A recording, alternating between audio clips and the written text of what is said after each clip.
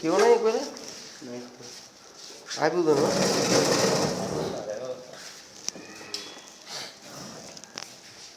অনেক সময় নয়নি এখন তো খাদ্যকরণ নাই এখন তো শুধু বিভিন্ন বেতন টেতনেরই হাসল আছে বেতন কিসারের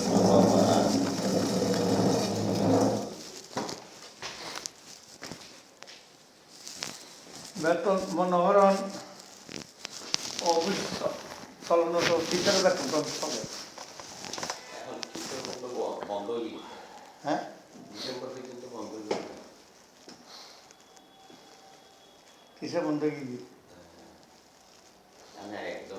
এক বছরের বাকি ঘর ভাড়া বাকি স্কুল ভাড়া বাকি অফিস ভাড়া বাকি মিনিমাম খরচ চলতে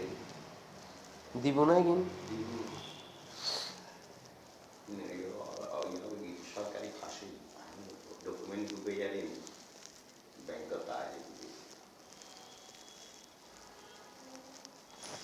ওয়াশরুম তো নাই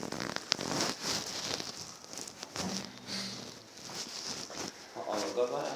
ঘর ভাড়া এখন তো তৈরি মাত্র বন্ধ